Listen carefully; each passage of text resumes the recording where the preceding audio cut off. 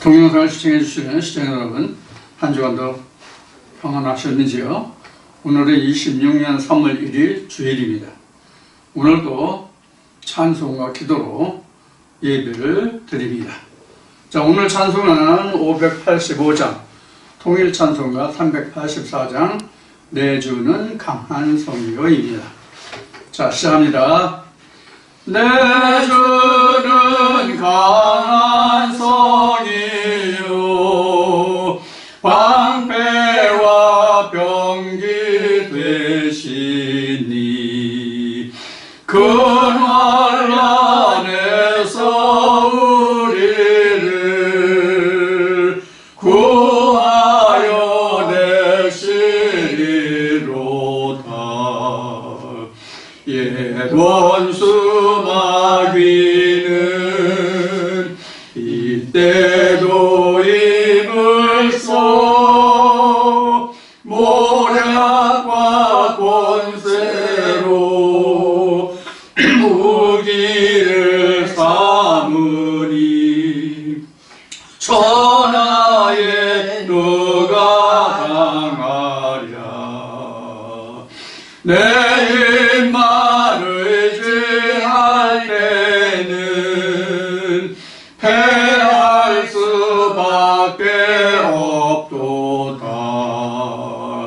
힘 있는 장수 나와서 날 대신하여 싸우네. 이 장수 누군가? 주 예수 그리스도 만군의 주로다. 당할 자 누구랴? 반드시 이기리로다. 이 땅에 마귀들 끌어 우리를 삼키려 하나. 겁내지 말고 섰거라.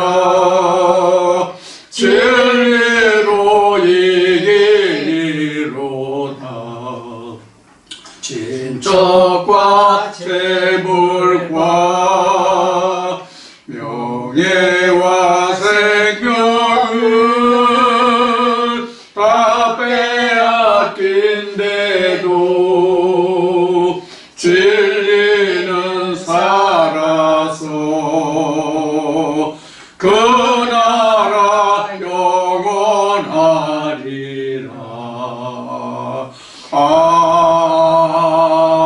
아멘. 자, 기도드립니다. 고맙고 감사하신 하나님 아버지, 오늘도 우리에게 평안과 평강의 영원한 생명을 인도하시는 거룩하고 복된 아버지 하나님 복음의 시간을 주셔서 오늘도 아버지의 음성을 듣게 해주시는 은혜를 감사합니다. 오늘도 아버지 하나님께서 우리 귀에 들려주시는 생명의 말씀이 우리로 하여금 우리 주 예수 그리스도에서 압속하신 영원한 생명의 정로와 첩경으로 행할 수 있도록 앞에서 인도하여 주시길 원하고, 오늘도 이 말씀으로 함께하는 모든 주의 백성의 영혼마다 오늘 친히 함께해 주시고, 아버지께서 학자같이 깨달을 수 있고 들을 수 있고 볼 수 있도록 아버지 하나님의 지으신 님과 뒤로 함께해 주시길 원하고, 오늘도 이 말씀으로 함께하는 모든 자들이 이 말씀으로 들어 깨달아서 우리가 아버지 세상에 헛하는 길 가지 아니고 오로지 우리 예수와 함께하는 영원한 참 생명의 도로만 행하게 하여 주옵소서. 오늘도 이 말씀으로 함께하는 주의 백성 모든 우리 위에 이와 같은 은혜와 평강과 평안에 함께 하실 줄 믿사오며, 이 말씀으로 오늘도 처음으로 함께하는 저들이 있으면 아버지 그들에게도 이 말씀이 성령의 교회들 말씀으로 들을 수 있는 아버지 하나님 주의 성령의 은혜의 역사만이 함께하게 하여 주옵소서. 이 말씀을 비판하고 판단하기 전에 아버지 이 말씀 속에 들어있는 그 뜻이 무엇인지를 먼저 생각해 볼 수 있는 마음을 주시고 아량을 베풀어 주시기를 원합니다. 오늘도 주의 백성의 모든 무리와 그 가족과 가정 위에 기도 위에 이제부터 영원 그날까지 아버지께서 함께 하실 줄 믿고 이 시간도 모든 시험을 아버지를 부탁하고 예수님의 이름으로 기도드립니다. 아멘. 자, 오늘도 여러분들과 함께 지난주에 이어서 말라기 말씀을 통하여 하나님이 이스라엘을 어떻게 회복하시기를 원하시는가 하는 그런 하나님의 음성을 우리가 다시 한번 들어볼 수 있는 그런 시간이 되기를 원합니다.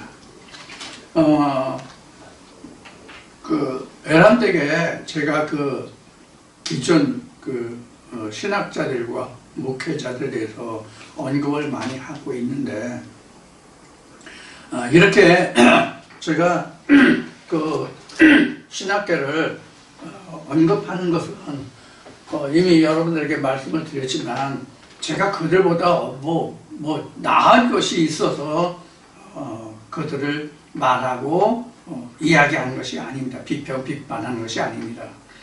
다만 하나님의 말씀에 있어서 바른 길, 온전한 길을 가자 하는 것입니다. 우리가 같은 믿음의 길을 걷고 있잖아요. 이미 말라기 2장에서 기록한 것처럼 우리가 한 아버지를 가졌다라고 지금 성경은 기록하고 있잖아요. 한 아버지를 가졌다고 성경은 기록하고 있는데, 한 아버지가 되지 못한 것이 기독교계의 문제란 말이에요. 요사이 요 며칠 지금 기독교계를 시끄럽게 하고 있는 포항의 유명한 교회 김땡땡 목사가 지금 굉장히 지금 세간을 지금 시끄럽게 하고 있죠. 이것이 제가 그동안 목회를 하면서 이야기했던 것 중에 뭐냐면, 하나님이 하나님 되지 못하고 하나님이 욕되고 손가락질 받고 하는 것은 모두가 사람을 인해서다 하는 얘기를 많이 하고 생각했어요. 지금 바로 그런 거잖아요. 그래서 제가 에레미야의 말씀을 예를 들어서 기독교가 종교로서의 역할을 제대로 하지 못하면, 에레미야 10장의 말씀을 예를 들어서 모래의 역할을 하지 못하면 바다의 흉흉함이 땅에까지, 모래를 건너서 땅에까지 이르는데, 이게 세상 기상으로 얘기하면 해일이라고 얘기하는 거죠. 바닷물이 넘쳐 흘러서 육지를 휩쓸어 가는 거, 이것을 해일이라고 하는데, 또는 이제 지진이 일어났을 때 이것을 쓰나미라고도 얘기하고요. 그런데 이러한 일들이 벌어진단 말이에요. 물론 자연재해는 세상 사람들이 바로 서고 하나님의 말씀에 바로 서고 하나님을 온전한 정도로 행할지라도 이런 세상의 일도 일어나요. 하나님의 나라가 온전히 세워졌다고 해서 비바람 안 불고 태풍이 안 일어나느냐? 일어난단 말이에요. 해일이 안 일어나느냐? 지진이 안 일어나. 지진이 일어나고 해일도 일어나요. 쓰나미도 생겨요. 그러면 성경에서 말하는 것은, 그동안 여러분들에게 여러 번 말씀을 드렸고 여러분들이 이제 익히 귀에 못이 박힐 정도로 들으셨지만, 시편 78편이나 또 마태복음 13장을 예를 들어서 보면은 하나님이 세상의 이치를 들어서 말씀하고 계시단 말이에요. 그건 세상의 이치를 들어서 말씀하시는 것이 세상을 그렇다고 성경이 말하는 건 아니잖아요. 그러면 우리는 지금 말씀드린 바와 같이 성경에서 기록된 말씀을 이야기한 것 같이 세상의 이치를 들어서 말씀하셨으면, 그럼 하나님이 세상의 이치를 들어서 무엇을 말씀하고 계신가? 하나님이 무엇을 말씀하고 계신가? 이걸 얘기해야 된단 말이에요. 이것을 뭐라고 한다고 제가 여러 번 말씀을 드렸는데 여러분 기억하십니까? 이것을 설교라고 한단 말이에요. 그러면 왜 하나님은 직접 말씀하시지 아니하고 사람을 도래 역사하시느냐? 사람은 뼈와 살이 없다고 예수 그리스도가 얘기했잖아요. 2000년 전에 이미. 하나님은 뼈와 살이 없기 때문에 요한복음 1장의 말씀을 통해서 말씀이 육신을 입고 그 사람을 통해서, 즉 신을 받은 자 입을 통해서 하나님을 말씀하게 하신단 말이에요. 그래서 사도 바울은 이것을 대언의 영이라고 얘기했고, 이것을 하나님 말씀이 동역자라고 얘기했단 말이에요. 그러면 말라기 2장 10절에서 기록하는 말씀은 우리가 한 아버지라고 얘기했으면 한 아버지에게서 난 자면 난 아들들이면 한 아버지의 교훈을 받아서 자라고 성장했을 거 아니에요. 그럼 그 아버지의 교훈을 증거해야지 왜 사람의 교훈을 증거하느냐 그런 뜻이거든요. 지금 여기에서. 자, 지난주에 했지만 2장 10절을 지금 한 아버지라는 얘기가 나왔어요. 2장 10절을 다시 한번 복습하고 다음으로 넘어가겠습니다. 지난주에 말라기 2장 13절까지 마쳤는데 2장 10절을 한번 다시 한번 보겠습니다. 우리는 한 아버지를 가지지 아니하였느냐? 그러니까 한 아버지뿐이라는 거죠. 한 아버지를 가지지 아니하였느냐? 한 하나님의 지으신 바가 아니냐? 그러니까 여기서 아버지는 하나님을 이야기하는 거예요. 아버지는 여기서 하나님을 이야기하는 거라고. 한 아버지를 가지지 아니했느냐? 한 하나님의 지으신 바가 아니냐? 그러니까 한 아버지, 한 하나님으로 우리가 지으신 바가 된 거 아니냐? 그런 얘기예요. 여기서 한 아버지라는 것은 우리가 혈통으로 얘기한다면 야곱을 이야기할 수 있겠죠. 야곱을 이야기할 수 있겠죠.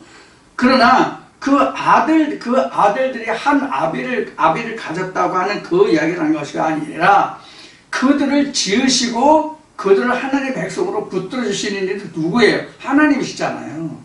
그걸 이야기하고 있는 거예요. 그래서 어째 우리가 각 사람이 자기 형제에게 괴사를 행하여 우리 열조의 언약을 욕되게 하느냐 이렇게 돼요. 무엇에 대해서 지금 지적하고 있어요? 언약을 들어서 지금 이야기하고 있어요. 우리가 한 하나님의 지음받고 각 사람이 자기 형제에게 괴사를 했는데 이것이 뭐냐면 열조의 언약을 욕되게 했다. 그러니까 이것이 뭐냐면 한 아버지를 가졌는데 언약이 엎어졌다는 얘기란 말이에요. 언약이 지켜지지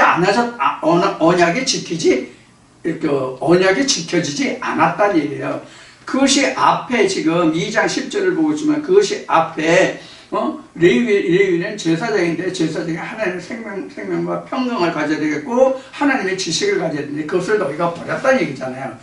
그래서 에스겔이나 에레미야나 에스겔이나 이런 말씀 들으면 너희가 나의 지식을 버렸으니 나도 너희를 버린다고 되어 있단 말이에요. 말라기서 지금 그걸 말씀하겠습니다. 이게 지금 언약을 버렸다는 뜻이란 말이에요. 생명과 평강, 이 지식을 버렸으니까 내 언약을 어겼다. 그러니까 너희가 나를 버렸으니 나도 너희를 버린단 말이에요. 버린다라는 얘기란 말이에요. 이것이 이사야 5장으로 말하면 내가 너에게 극상품의 포도나무로 심지 않았느냐? 독수리 날개로 업어 날리지 않았느냐? 그런데 너희가 신포도를 맺었다. 신포도를 맺었다는 것이 뭐냐면 하나님의 생명과 평강을 언약 그 하나님의 지식을 버렸다는 뜻이거든요. 그러니까 내가 너희에게서 울타리를 걷어버리겠다. 그러니까 너희는 나의 보호 아래 있지 않다. 내가 너희를 버렸다는 뜻이란 말이에요. 성경이 모두가 이와 같이 기록하고 있단 말이에요. 그래서 신학을 할 때에는 신학에서는 이 성경 예를 들면 말라기를 보는데 이 말라기는 어느 시대의 사람이고 이때에 하나님이 그 말씀을 받아서 사역을 했는데 그가 이 글을 쓴 것은 누구에게 썼고 어느한테 썼고 이런 얘기 그건 여러 번 했죠. 근데 모든 성경에 다 이스라엘 백성들을 향해서 얘기했지만 그 중에서 누구를 향해서 하나님 말씀하고 계시냐면 이스라엘의 제사장들을 얘기한 거란 말이에요. 그래서 이스라엘의 제사장 한 사람을 인해서 이스라엘의 죄가 들어오고 한 사람을 인해서 이스라엘이 구원을 받는다 이렇게 얘기한 것이 바로 한 사람이라는 것이 이 세상에 문 많은 사람들 중에 하나를 이야기하는 것이 아니라고 말씀을 드렸죠 이미. 여러분들은 이런 말씀을 잘 여러분들이 이해하시고 말씀이 이렇게 기록하고 있고 우리에게 이런 것을 교훈하고 이런 것을 말씀하시고 계시구나 하는 것을 여러분들이 분명하게 깨달아야 됩니다. 그래서 제가 말씀드리고자 하는 것은 신학자들을 목회자들을 내가 나무라고 힐난하고 하고자 해서 하는 것이 아니라 어차피 우리가 하나님을 섬기고 하나님을 알고자 한다면 좀 더 하나님의 말씀을 깊이 묵상해 보라는 뜻이에요. 그리고 이제 저도 이제 80이 넘어가고 있으니까 제가 이 세상 살아있으면 얼마나 살아있겠어요? 얼마를 이 세상에 살아있겠냐라고 얘기하는 것은 제가 얼마나 더 하나님 말씀을 증거할 수 있겠느냐 하는 얘기와 같잖아요. 또 내가 이 세상에 살아있어서 호흡이 있다 할지라도 내가 언제까지 여러분 앞에 뭐 앉든 서든 뭐 누워서 하든 간에 여러분들에게 목소리를 낼 수 있는 시간이 얼마겠냐고. 내가 앞으로 10년을 더 산다고 가정했을 때에 10년을 살면 내가 10년 동안 다 죽는 그날, 목숨을 거두는 그날까지 내가 하나님의 말씀을 지금처럼 이렇게 왕성하게 우렁찬 목소리로 여러분들 앞에 핏대를 올리면서 말씀을 이러하다라고 얘기할 수 있겠냐고요. 아무리 건강하게 살다가 운명한다 할지라도 다소간은 그 사람이 기력을 차리지 못하는 때가 있잖아요. 법의학자들이 시체를 부검하면서 느끼는 것은 느끼면서 그 사람들이 하는 얘기를 들어보면 아무리 건강한 삶을 산다 할지라도 선망의 현상이 2주 정도 왔다 갔다 한답니다. 2주 정도. 그 주변 사람은 알지 모르겠지만 그것을 느낄지 모르지만 본인에게는 선망이 2주 정도 계속된대요. 그 다음에 운명을 한다고 합니다. 그러면 지금 법의학자들이 이야기하는 것 같이 2주만 고생하다 죽는다고 그럽시다. 이거 진짜 복받은 거죠. 인생에 살면서. 이것은 생로병사에서 인생의 육신의 생로병사에서 이건 누구든지 피해갈 수 없는 거잖아요. 그러면 그와 같이 건강하게 살다가 2주 정도를 고생하고 죽는다고 가정해봅시다. 그래서 10년을 산다고 해도 10년 다 하지 못하는 거잖아요. 그 선망이 오기 이전에 또 건강 상태는 어떠하겠어요? 자, 그래도 제가 이렇게 목소리를 높여서 이 말씀을 여러분들 앞에서 이렇게 이야기하는 것은 저는 갈지라도 영상은 남잖아요. 이미 오래전에 한 얘기지만 저는 갈지라도 영상은 남을 거란 말이에요.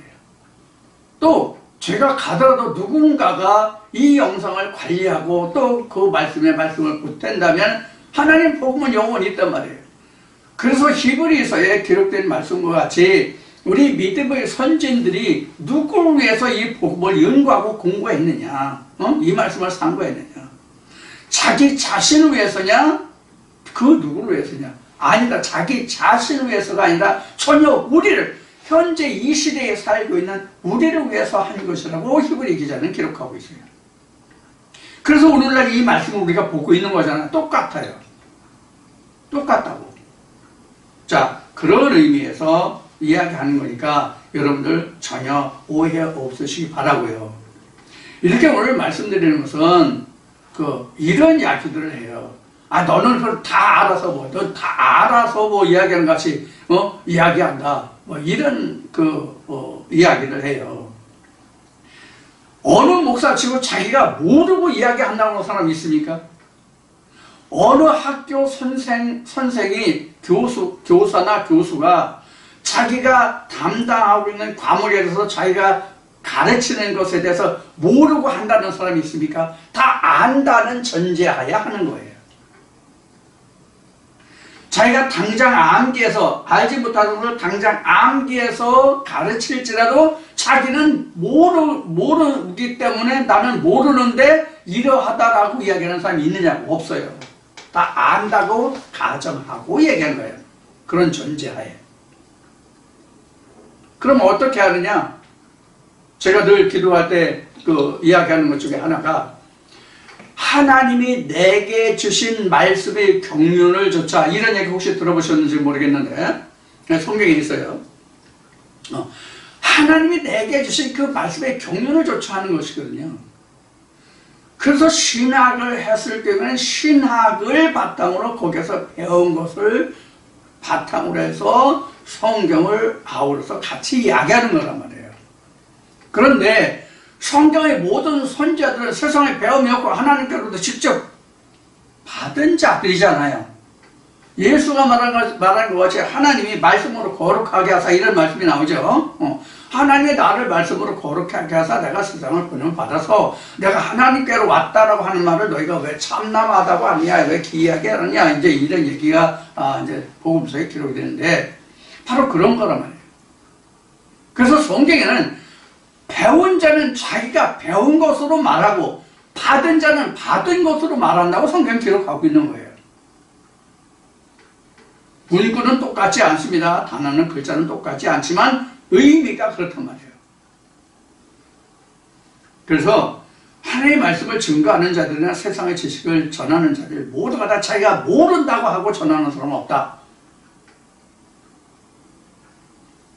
그래서 그럼 너는 다 아느냐라고 반문하기 전에 나는 그럼 무엇을 아는가? 나는 그럼 무엇을 아는가를 먼저 여러분들이 생각해 보시는 그러한 마음의 자세를 좀 가져주셨으면 하는 바람을 말씀드립니다. 비판하기 전에 내가 그럼 하나님에 대해서 성경에서 무엇을 어떻게 아는가를 먼저 생각해 보란 말이에요. 나는 이렇게 얘기하는데 나는 이렇게 알고 있는데 저는 저렇게 말하고 저렇게 말한다. 그러면 나는 이렇게 하는데 저는 왜 저렇게 말할까? 그 갭이 무엇인가를 생각해 볼 수 있는 아량을 가지란 말이에요. 그게 누구를 위해서가 아니라 그 자기 영혼을 위해서 꼭 반드시 필요한 덕목입니다. 이런 것을 오늘 여러분들에게 아울러서 부탁을 드리면서 오늘 2장 14절 말씀으로부터 시작하겠습니다. 2장 14절 말씀을 보면 너희는 이르기를 어찌미니까 하는도다. 이는 너와 너의 어려서 취한 아내 사이에 여호와께서 일찍이 증거하셨음을 인함이니라. 그는 내 짝이요 너와 맹약한 아내로되 내가 그에게 괴사를 행하도다. 이렇게 돼요. 자, 여기서 아내도 나왔고 짝도 나왔고 뭐 어렸을 때라는 말도 나왔는데 여기서 아내다 짝이다 이 말은 무엇을 얘기하냐면 앞에 그 10절에 보면 언약을 너희가 그 욕되게 했다는 얘기가 나왔잖아요. 앞에는 생명과 평강이 나왔잖아요. 그 2장 6절인가? 2장 5절에 보면 언약을 생명과 평강이라고 했잖아요. 그 다음에 한 아버지가 나왔잖아요. 그 다음에 11절에 보면 이방신의 딸과 결혼했다고 되어 있잖아요. 이게 다 일관성이 있는 말씀이에요. 어떻게 일관성이 있느냐? 이방신의 딸과 지금 14절을 그 말씀을 볼 때 아내 어려서 취한 아내여 내 짝이여 나왔잖아요. 이게 언약이란 말이에요. 이게 언약이라는 뜻이 왜 이게 언약이 되냐면 거기에 2절 14절에 아내가 나왔고 그 짝도 나왔고 그 이렇게 나왔는데 그 아내라는 말이 뭐냐면 언약이라는 뜻을 가지고 있는 이시아라고요. 창세기 2장에서 기록한 이시아라고. 이시아가 그 아내인데 신약에 와서는 이 아내 여자를 그냥 귀내라고 그 헬라어로는 통틀어서 설명했거든. 그런데 히브리어는 이게 그 네케베와 자칼 이시아가 이렇게 나뉘어져 있다고. 육체적인 부분과 영적인 부분이 나눠져 있다고. 자, 그러면 여기서 아내라고 한 이 부분이 바로 뭐냐면 이방 딸과 대치되는 얘기를 해요. 그럼 이방 딸은 이방 언약이잖아요. 하나님이 말씀하신 이시아 이 아내는 하나님이 그 아담을 지을 때 아담의 갈비뼈와 살을 취해서 지은 그 짝이고 하나님이 주신 짝이잖아요. 창세기 2장에서. 그럼 이게 뭘 말하느냐 하는 거예요. 거슬러 올라가면 한 아버지를 가졌고 한 아버지가 자식을 낳았는데 그 아비를 버리고 떠났다는 얘기가 같은 거란 말이에요. 언약을 버렸다는 얘기가 그 아내를 취했다. 언약을 어겼고 떠났다는 얘기는 지금 14절 말씀에 그런 거잖아요. 그에게 내 짝 어려서 취한 내 아내에게 내가 그 괴사를 행한다고 맹약을 맹약을 가진 그 아내에게 내가 괴사를 행한다는 얘기잖아요. 괴사란 얘기는 어떤 뜻이냐면 그 거짓으로 그 후려치고 이렇게 한다는 뜻이에요. 괴사가.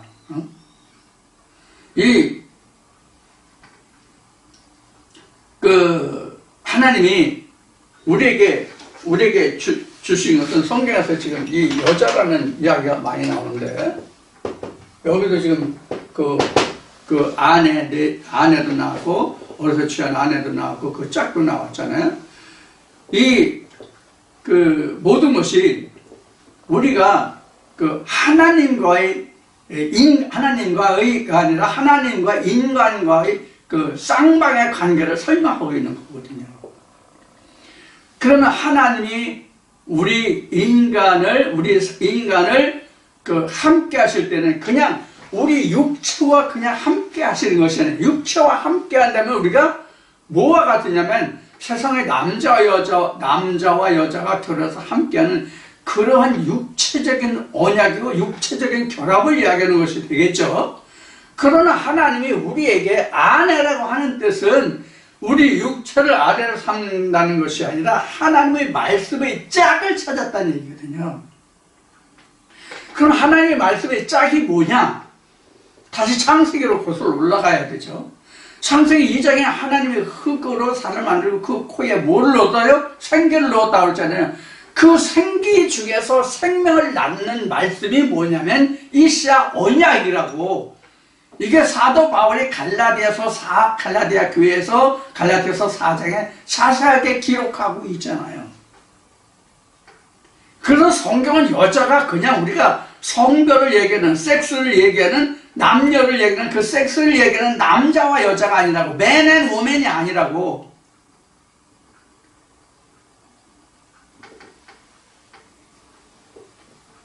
근데 우리가 신학에서는, 일반 목회 현장에서는 이 남자와 여자를 어떻게 보냐고. 실제로 우리가 섹스를 얘기하는, 성별을 보는 그런 남자와 여자를 보잖아. 생물학적인 남자와 여자를 보잖아. 그래서 앞에 말씀드린 바와 같이 성경은 세상의 이치를 들어서 설명했다 이렇게 얘기한 거예요.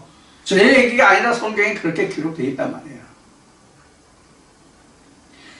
마태복음 13장에서 씨 뿌리는 비유도 예수가 제자들을 별도로 조용한 자리에서 씨 뿌리는 비유가 뭔지를 풀어주면서 말씀하시는, 그 씨가 뭐예요?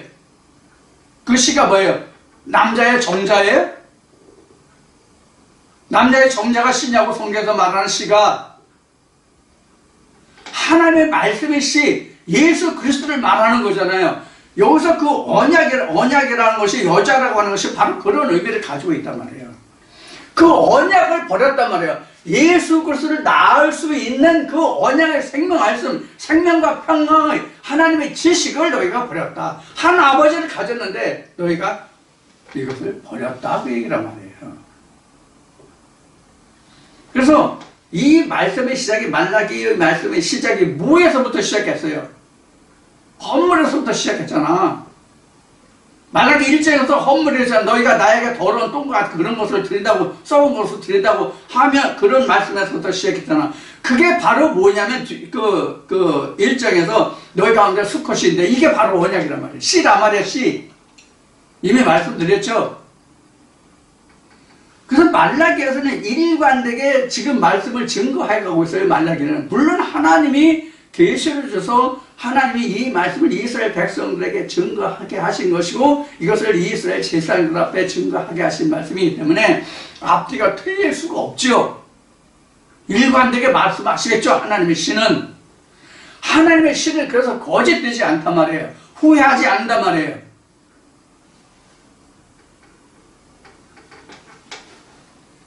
그런데 이미 말씀을 드렸듯이 말라기 하면 말라기를 그렇게 구약시대의 마지막 선지자다. 그리고 11조를 말했다. 그러니까 너희 11조 내라.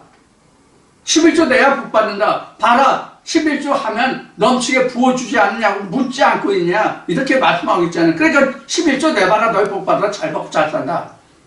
이렇게 얘기한단 말이에요. 이렇게. 그래서 신학자들과 목회자들에게 얘기하는 거예요. 우리가 신학할 때 성경 해석을 왜 하냐고. 말씀의 앞뒤를 살펴서 그것을 해석하라고 하는 얘기를 그동안 수없이 많이 했는데, 그런 것을 가르치는 신학자들과, 목사들이 왜 이 말씀에서는 앞뒤를, 문장을, 문맥을 살펴서 이것을 바로 보지 못하냐고, 하나님의 말씀을 통해서 무엇을 이스라엘 백성들에게, 제사장들에게 말하고 있는지 그것을 왜 못 보고 11조만 딱 떼가지고 11조만 얘기하느냐 그 얘기예요.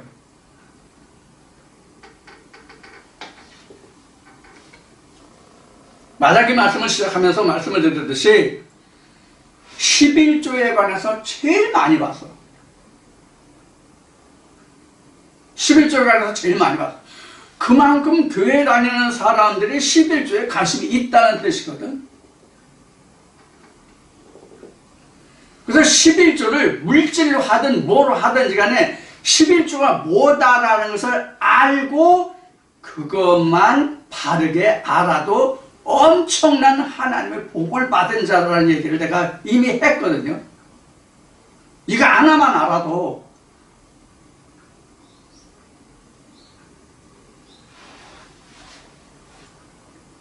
그래서 아는 것이 힘이라는 말이 세상 속담에도 있듯이 우리가 알아야만 속아도 내가 그 상대방을 알 수 있는 거예요.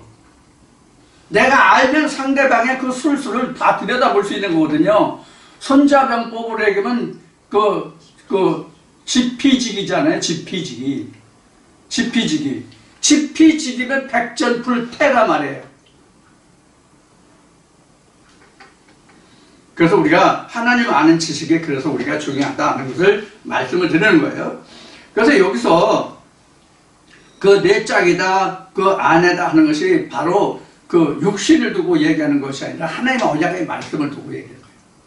그럼 이스라엘 백성들에게 그 짝이고 그 하나님의 그 아내, 하나님의 그 이스라엘 백성들에게 아내가 되는 분은 하나님의 생명과 평강의 그 언약이란 말이에요. 언약.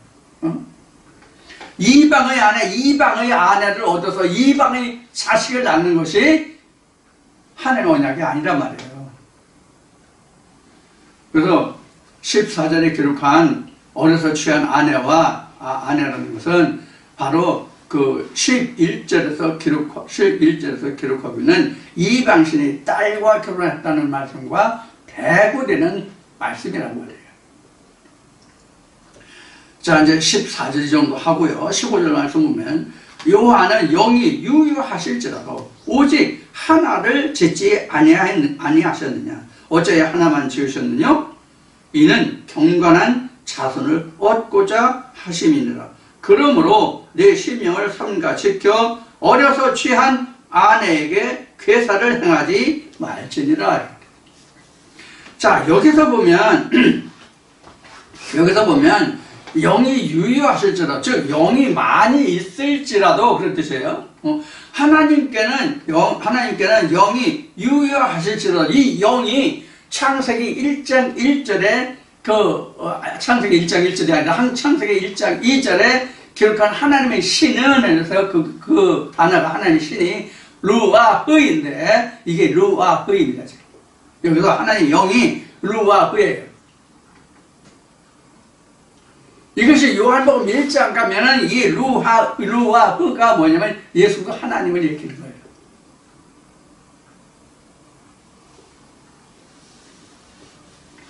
자, 그래서 하나님의 여호와는 영이 유유하실지라도 오직 하나를 짓지 아니하셨냐? 이게 바로 요한복음 1장에 기록한 독생자예요. 독생자. 하나님의 영이 없는 게 아니라 하나님의 영이 많이 있을지라도 하나만 뒀다. 이것을 우리가 세상의 족보로 얘기해 보자고요. 그래서 로마서 1장에는 바울이 족보를 이야기하는 것은 어쩌고저쩌고 그런 말씀이 이제 기록되어 있지만, 자, 그렇죠. 여기 보면 하나님이 영이 유유하실지라도, 여호와는 영이 많이 있을지라도 왜 한 영만 지으셨냐? 거룩한 씨를 보려 하심이라고 했어요. 거룩한 자손, 경건한 씨를 보려 하심이라. 그게 바로 뭐예요? 예수 그리스도 독생자를 얘기해서 이 요한복음 1장 14절에서 17절, 18절까지 이렇게 기록하고 있는 말씀이에요. 이걸 버렸다는 얘기예요. 이거를 하나님의 언약의 말씀에서만 그 영이 나온다는 얘기예요. 그 영이 있다는 얘기예요. 그런데 이방 여자와 결혼해서 이방의 신을, 이방 그 여자를 취해서 이런 하나님의 영을 없애버렸다는 얘기예요. 쉬운 얘기를 하면 복음서에 예수가 증거한 말씀을 하면 뭐가 같냐면, 예루살렘 성 밖에서는 선지자가 죽는 법이 없다는 말씀과도 같은 말씀이라고. 왜 그와 같은 말씀이 되냐면, 지금 이방신의 딸과 결혼한 자들이 누구예요? 이스라엘 제사장들이 했잖아. 이방신의 딸들을 이스라엘 백성들에게 증거해주고 있잖아. 이게 뭐냐면 사람의 지식, 자기가 배운 지식을 말하고 있는 거예요. 하나님의 생명과 평강이 아니라. 그래서 지난주에도 말씀을 드렸죠. 여기서도 조금 저기서도 조금 이사야 그 말씀을 인용해 드렸죠. 자기는 열심히 하나님과 예수 그리스도를 말하고 증거하고 자기가 하나님 일을 하는 것 같지만 그렇지 않은 것을 우리 목회자들은 다 깨달아 알아야 된다고. 무엇이 진짜 하나님의 생명과 평강이고 하나님의 지식인지를 말씀을 증거하는 모든 자들은, 저를 포함해서 그 모든 자들은 그것을 항상 염두에 두고 해야 된다는 얘기예요. 그렇지 않으면 이 말씀에 기록한 것 같이 나도 이방 여자와 결혼한 자가 될지 모르거든. 이방 여자를 자꾸 속여서 이방 여자와 이스라엘 백성들을 결혼시키는지 모른단 말이야. 목회자는 사실 세상 말로 얘기하면 뚜쟁이에요. 뚜쟁이라고. 어떤 신을 자기 교회에 나온 사람들에게 증거하느냐 하는 거거든요. 이게 뚜쟁이잖아요. 결국은 그 말에 하나님의 말씀은 로고스라고 그랬잖아요. 요한복음 1장에. 이게 이제 창세기 1장 2절로부터 첫째 날 창조로 루와 하나님의 신인데, 이게 이제 요한복음 1장에서 이제 하나님의 신으로 나왔죠. 하나님과 이제 나왔죠. 사람들의 생명과 빛이라고 나왔는데, 바로 이것이 내가 어떤 말씀을 증거하느냐가 곧 여기에서 나온 말씀과 같이 이방신을 증거하느냐 하나님의 신을 증거하느냐 이런 이야기가 되거든. 다른 얘기로 하면 창세기 2장으로는 세상의 생기를 불어넣느냐 하나님의 생기를 불어넣느냐, 이게 바로 언약이 된단 말이에요. 이것을 저를 포함한 모든 목회자들은 항상 염두에 둬야 된다고. 내가 지금 이게 하는 말이 정녕 하나님의 음성인가, 아니면 내가 알아서 내가 세상에 배운 것을 그 지식으로 하는가를 반드시 염두에 두어야 한다는 얘기예요. 그 한 사람을 위해서 많은 영혼들이 구원 얻을 수도 있고 죽을 수도 있는 거잖아요. 그게 바로 언약이란 말이에요. 여기 어려서 취한 아내란 말이에요. 그럼 이스라엘 백성들이 어려서 취한 아내라는 것은 언제가 어렸을 때냐 이거예요. 언제가 어렸을 때냐. 그 이제 뒤에 보면 이제 너 열조의 날로부터 이제 이렇게 나오는데, 그 열조의 날이에요. 너 어느 때냐? 열조의 날이. 성경은 아담부터 지금 말라기까지는 이제 그 예수 그리스도가 증거되지 않은 때지만, 말라기까지 오면서 말라기 선지자 때까지를 말한다면 열조의 날이 언제부터냐 하는 거예요. 아담 때부터냐, 노아 때부터냐, 아브라함 때부터냐. 아브라함 때부터를 이야기하고 있어요. 우리는 여기서 성경의 변천을 알아야 돼. 응? 아담도 있고 노아도 있고 아브라함도 있다고. 지금 말라기 앞에 보면 그 후에 이제 모세 이제 그 성문 율법을 이스라엘 백성들에게 남겨준 전해준 장본인이 되지만, 열조의 날이라는 것은 아담부터도 열조고 노아부터도 열조고 아브라함부터도 열조예요. 그럼 여기서 이것을 알아야 된다는 뜻은 무엇이냐면, 아담 때부터 노아 때까지는 하나님의 언약으로 말씀으로 왔지만 그들에게 뭐가 없었어요? 그들에게 뭐가 없었냐고? 살의 언약이 없었다고. 즉 할례가 없었단 말이에요. 할례가 없었다는 얘기는 무엇을 말하냐면, 하나님의 언약이 내게 성취된 것이 없었다는 얘기예요. 하나님의 말씀을 듣긴 들어도, 내가 하나님의 성을 불렀어도, 내가 하나님의 성전에 나가서 허물도 하고, 헌신도 하고, 다 했어. 다 했는데, 하나님의 언약이 무엇인지를 내 살에 와서 내가 깨닫고, 잠언인가? 그 말씀을, 호심경에, 내 마음의 호심경에 새겨진 말씀이 없을 때까지가 아담부터 노아 때까지예요. 그럼 아브라함은 하나님의 언약이 어디 와서? 할례를 직접 왔잖아. 그래서 성경에도 기록한 바와 같이 할례는 모세가 준 것이 아니라 조상이 준 것이다, 이렇게 기록하고 그래. 그 조상이 열조야. 그건 누구야? 아브라함이거든. 이미 아브라함과 이삭과 야곱의 하나님 때 이미 언급하고 여러분들에게 귀가 따갑도록 말씀을 들었듯이, 이렇게 하나님의 언약이 자기 살인 남근의 할례를 했을지라도 진짜 아브라함에게 있어서 하나님의 언약이 성취되는, 진짜 하나님의 언약이 아브라함에게 있어서 하나님의 언약이 온전히 언약이 되는 것은 어느 때라고 말씀을 드렸어요, 여러분들에게. 이삭을 모리아산에서 하나님께 번제할 때가 진짜 아브라함의 친정한 할례다, 이렇게 말씀을 드렸죠. 이게 무슨 뜻인지를 여러분들 이해하고 들으셨는지,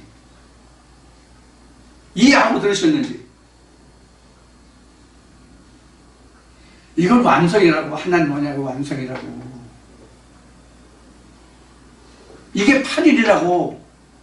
이삭이 8일 만에 할례를 받았다는 뜻이, 모리아산에서 이삭이 죽지 않고 하나님이 예비해 주신 그 제물로 번제를 하고, 이삭은 살아서 자기 아비와 함께 집에 돌아오잖아요.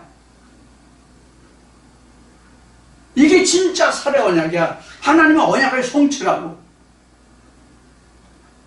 하나님이 나와 함께 하시고, 하나님이 나를 보호하시고 나를 지켜주신다는 진짜 그 하나님의 성취가 아브라함에게서는 그 아들을 모리아산에서 번제했을 때 그 이삭을 번제하지 않고 하나님이 예비해 주신 양으로 번제하게 하신, 그리고 그 이삭을 아비와 같이 집에 들어오게 하신, 이것이 하나님의 언약의 증거라고, 산 증거라고. 그게 증거. 이게 있어야 아브라함이 된 거예요. 현재 이것을 우리로 말하면, 여러분들이 저와 함께 이 말씀을 나누고 듣잖아요. 이 말씀이 자기에게 이삭과 같은 번째 성취물이 있어야 된단 말이에요. 성취물이. 이게 11조가 돼서 내가 모리아산은 결국은 하나님의 산이에요. 하나님의 산이라고. 즉 성전을 얘기하고 성소를 얘기하고, 그때 비로소 내 마음이 온전한 성소가 돼서 그때부터 하나님과 나는 하나가 되고 하나님과 함께 동행하는 그런 삶이 되는 거예요.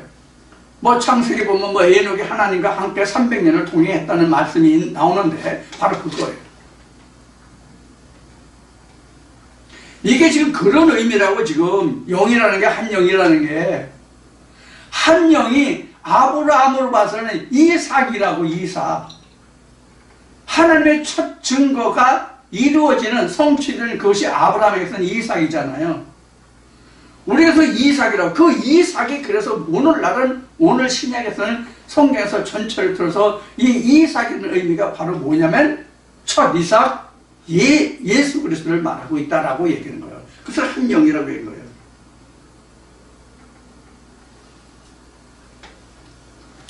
어찌하여 하나만 지으셨냐? 이는 경건한 자손을 얻고자 하심이니라. 그러므로 내 심령을 삼가 지켜 어려서 취한 아내에게 괴사를 행치 마시라. 이게 여기서도 아내가 지금 있어요. 언약이라.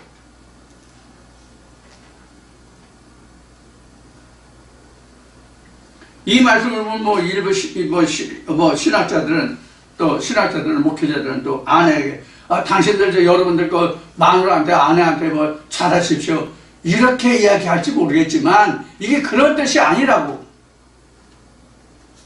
이시아는 성별을 얘기하는 그런 뜻이 아니라 하나님의 언약의 상징이 이시라라고 아내라고.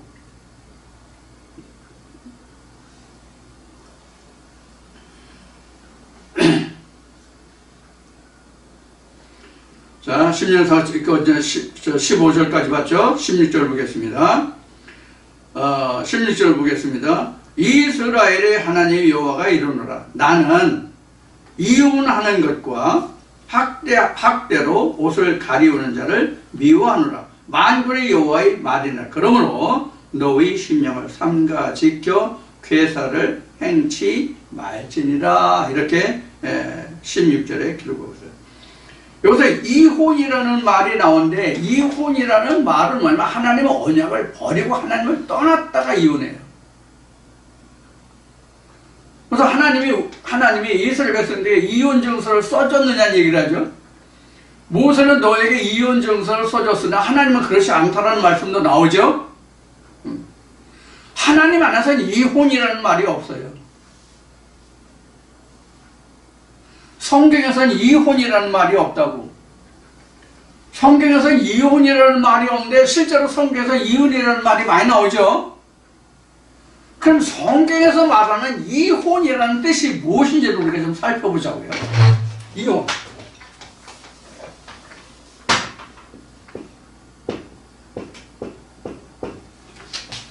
이혼이라는 것은 결혼을 파괴한다 이 뜻이잖아요. 서로 흩어진다는 얘기잖아요. 그래서 이혼이라는 말이 영어로 얘기하면 일반적으로 가장 많이 쓰는 게 이제 디보스예요. 디보스. 그리고 이제 또 더러스 이런 말이 또 세파레이트예요. 세파레이트는 분리하다 이 뜻이에요. 디보스는 그 순순히 그 이혼이라는 뜻으로 쓰지만 세파레이트 뜻으로 쓰는데. 근데 여기에 지금 말라기 2장 16절인가? 16절에 나오는 이스라엘 여기서 나오는 이스라엘 아내에게 괴사행치 말지니라. 이 16절에 이스라엘 하나님 여호와가 이르노라. 나는 이혼하는 것과 학대로 옷을 가리우는 것. 이렇게 여기서 이혼이 하는데 여기서는 뭐냐면 putting away예요. putting away. putting away. 그러니까 putting away, 푸시라는 것은 어느 물건을 위치한 자리나 어떤 위치를 얘기하는 거거든요. 그 자리에서 away, 떠나보냈다는 얘기예요. 예를 들어서 지금 어떤 저장고가 있다고 합시다. 저장고. 지금 천국에 있는 게 그러니까. 그래서 여기서 A열, B열, C열, D열에서 1, 2, 3, 4 이렇게 있으면 A, 3 하면은 여기 있는 물건이거든요. C, 2 하면 여기 있는 물건이에요. 이런 거예요. 이게 푸팅이라고 해요. 저장이죠. 그러니까 스탁 개념이죠. 저장하고 있는 거예요. 근데 이것을 어웨이 시켰단 말이에요. 어웨이 시켰어. 여기 있는 걸 내가 보냈다는 얘기예요. 그러니까 하나님 언약을 버렸다 이 뜻이에요. 이게 어디에서 사용된, 어디에서 표현된 그 말씀이냐면 창세기 3장에서 아담과 하와가 선악을 따먹고 하나님이 그 둘을 에덴 밖으로 에덴 동산에 내어 보냈다라고 얘기했죠. 이게 바로 이혼이에요. 근데 이거를 여러분들에게 말씀드릴 때 어떻게 그 말씀을 드렸는지, 그게 어떤 내용이었는지 여러분들 기억하고 계신가요 혹시? 아담과 하와가 에덴 동산에서 하나님으로부터 내어보냄을 받았다, 내가 쫓김을 받았다는 이 얘기가 어떤 의미인지 여러분들이 이해하셨냐고요. 이혼을 이야기하기 위해서 말씀드리는 거예요. 지금 이해할 수 있게. 이 뜻이 지금 putting away라는 뜻이 어떤 뜻이냐면, 하나님은 이것을 이렇게 내어보내지 않았어요. 하나님은 이걸 내어보내지 않았다고. 그럼 이것을 누가 내어보내냐? 이스라엘이 제사장들이 내어보냈단 말이에요. 창세기 3장의 의미가 그런 의미예요. 하나님이 내어보내신 것이 아니라 하나님의 언약을 지키지 않고 벗어나니까, 그 언약에서 내가 벗어나니까, 내가 스스로 언약에서 벗어나니까 이게 에덴인데, 이 창고에 내가 이렇게 있어야 되는데, 여기에서 내가 떠났다는 얘기예요. 푸팅 어웨이, 스스로 나온 거예요. 이게 창세기 3장에서 하나님이 아담과 하와를 에덴 동산 밖으로 내어버렸다, 쫓아냈다, 이 뜻이에요. 이것을 설명을 어떻게 그래서 드렸냐면, 하나님이 내어보내신 것이 아니라 내가 하나님의 말씀이 어떠하다고 깨닫고 나면 내가 에덴 밖에 있는지 내가 에덴 안에 있는지, 즉 내가 하나님 안에 거하는지 하나님 밖에 있는지를 스스로 깨닫게 된다고. 무슨 얘기신지 아시죠? 그래서 내가 하나님의 말씀을 깨달아야만 내가 에덴 밖에 있는지 에덴 안에 있는지를 알아.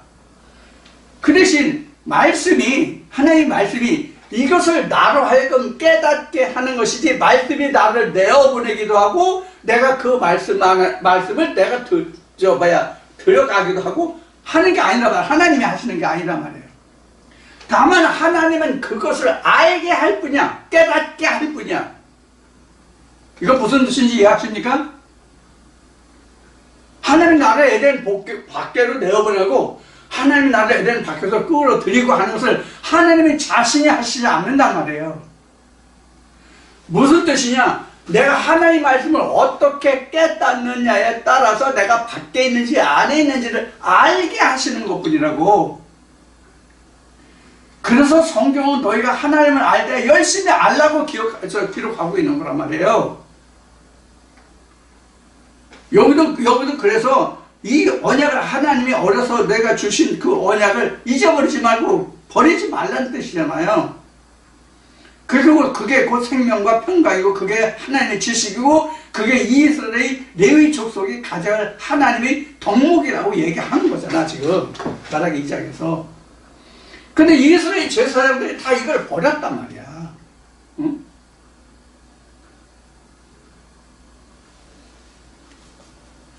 이게 언제부터 이런 일이 벌어졌냐? 열조의 날부터, 앞에 잠깐 얘기했듯이 열조의 날부터. 그게 어디냐? 아브라함 때부터.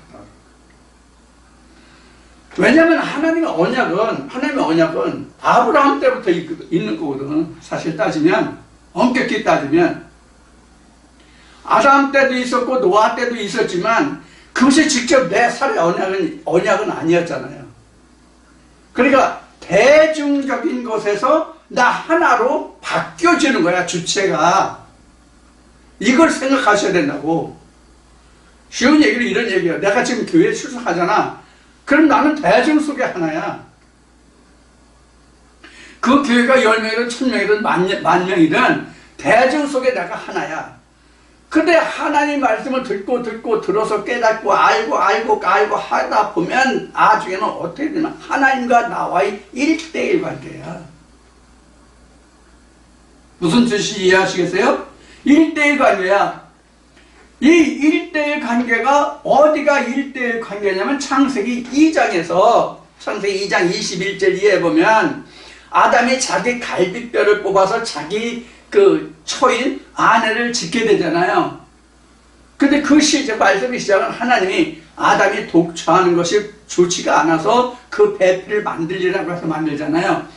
그러면 그 말씀이 정식해서 말씀이 씨갈이어서 내 안에서 배아가 된단 말이야. 이게 둘이 합쳐가지고 이렇게 4개가 되고 이게 8개가 되고 16개가 되고 32개가 되고 이렇게 배아가 된다고. 이게 분열이라고 그랬죠. 분열. 이게 나쁜 뜻으로 분열이 아니라 세포 분열. 그러니까 정식한단 말이에요. 이렇게 해서 어느 정도 이게 정식하다 보면 그 정충 하나가 각자 나라는 모양을 만들어 가잖아. 그럼 나라는 사람이 생성하기 시작하는 가장 단초가 되는 시기가 언제겠어요? 인생우리 사람으로 보면 사람의 인체 중에서 가장 먼저 생기는 것이 무엇이 혹시 여러분들 아시나요? 네?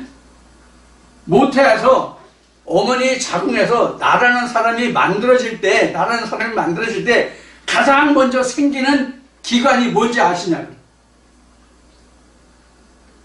심장이에요, 심장. 심장이다. 심장이 가장 먼저 만들어져요. 그래서 산부인과 의사들이 임신이 되면 태동을 듣는다는 소리가 바로 이 심장 그래요. 심장이 맨 먼저 생겨요. 맨 먼저 생겨서 나와 맨 먼저 함께하고 맨 나중까지 함께하는 장기가 바로 심장이에요.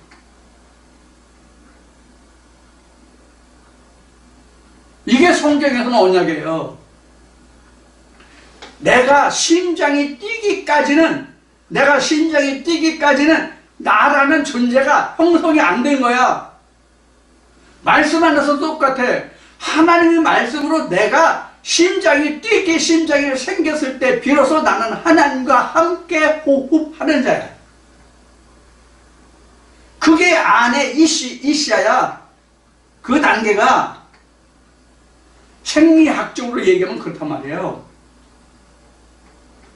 그 단계까지 가야 내가 에덴 밖에 있는지 에덴 안에 있는지를 안다고. 근데 일반 신학을 해서 사람이 가르치면 내가 하나님 안에 있는지 하나님 밖에 있는지를 내가 몰라.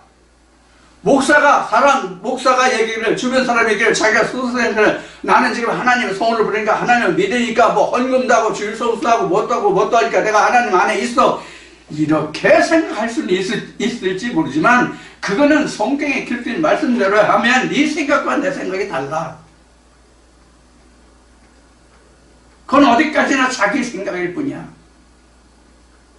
그러면 내 심령이 생겼다는 것은 바로 무엇을 말하냐면 내 스스로가 하나님의 말씀이 어떠한지 여부를 내가 판단할 수 있을 때, 분별할 수 있을 때, 이게 생명의 말씀인지 사망의 말씀인지 이것을 자기 것인지 하나님의 것인지를 내가 분별할 수 있을 때 비로소 나는 호흡을 시작한 거야. 그때 비로소 나는 내 아내가 누구, 어디서 취한 아내가 뭔지를 알게 되고, 우리가 열조의 날부터 이렇게 해왔구나 하는 것을 내가 알게 돼. 그 이전에는 죽었다 깨어나는 재주도 있어. 생물학적으로는 죽었다 깨어나는 재주가 있어도 그걸 몰라. 이게 우리가 믿음에서 참으로 우리가 깨닫기 어렵고 알기 어렵고 보기 어렵고 스스로 자각하기 어려운 부분이 바로 이거예요. 왜? 보이지 않는 하나님과 예수 그리스도를 쫓아가려고 하니까 누가 보이지 않는 하나님과 예수 그리스도를 말하고 증거하고 보여줄 수 있고 나타낼 수 있냐고. 받은 자 외에는 누가 그걸 알 수 있고 받을 수 있겠냐고.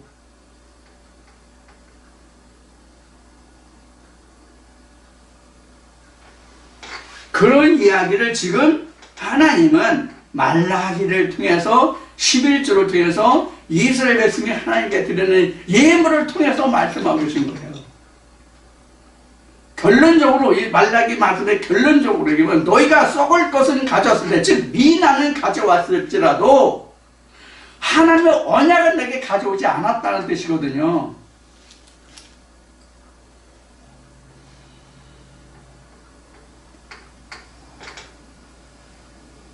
이런 것을 우리가 성경을 통해서 목회자들이 바르게 깨닫고 바르게 이해하고 그렇게 해서 하나님이 이렇게 말씀하신다라고 얘기해야 되는데 그렇지 못하단 말이에요. 이렇게 이것을 영적으로 깊이 보지 아니하지만 우리가 표면적으로는 봐도 11조를 신명기나 민수기나 이런 신명기 이 말씀들을 통해서 보면 11조는 가나안 땅에 들어갔을 때에 이제 이 뒤에도 이제 여러분 다시 또 이 이야기가 나오겠지만 가나안 땅에 들어갔을 때, 즉 자기 경작지가 하나님께로부터 받은 자기 경작지가 있을 때 그 경작지에서 나온 좋은 것으로 하나님께 드리는 것이 뭐냐면 민하 오퍼링이야. 그것을 다시 하나님께 드리면 그게 11조야.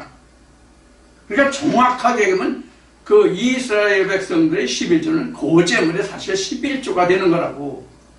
자, 차치하고 그냥 민하 이것만으로 말한다면 적어도 이스라엘 백성들이 가나안 땅에 들어가지 아니하면 신명기에 정확하게 그렇게 기록되어 있어요. 신명기 말씀을 여러분 보셨는지 모르겠지만 처음 이 말씀 시작할 때 말씀드렸 11조 언제부터 하게 되어 있냐고. 그래서 신명기 말씀을 보면 이스라엘 백성이 가나안 땅에 들어갔을 때요.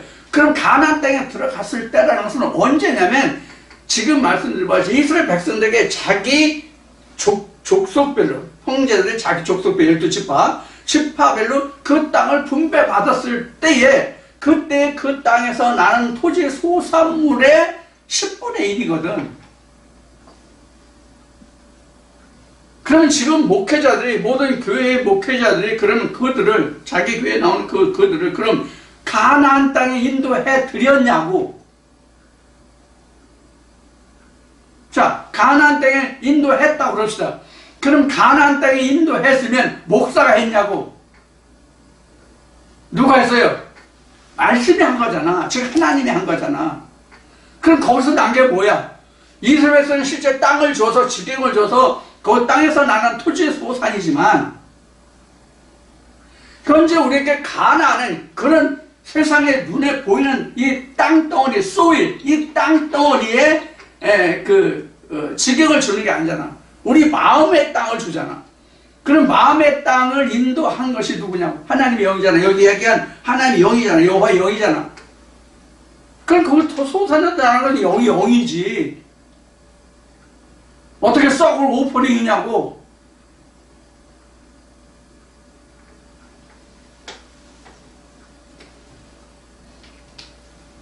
그래서 우리가 하나님을 믿고 섬기는 데는 썩을 것을 섬기는 것이 아니라 썩지 아니할 것을 섬기는 거야. 하나님은. 그 경우 여기서 지금 말라기 2장 15절 들으면 하나님의 영이라고 여호와의 영이라고. 그게 결국은 예수 그리스도잖아요. 그래서 11조는 예수 그리스도라고 이미 말라기 말씀을 시작할 때에 이미 언급한 거예요. 그래서 저희 나머지 이제 16절까지 지금 왔네요. 그래서 16절부터 16절, 17절 이제 2절 남았는데 나머지 부분은 잠시 쉬었다가 다시 말씀을 나누겠습니다. 잠시 후에 봐요.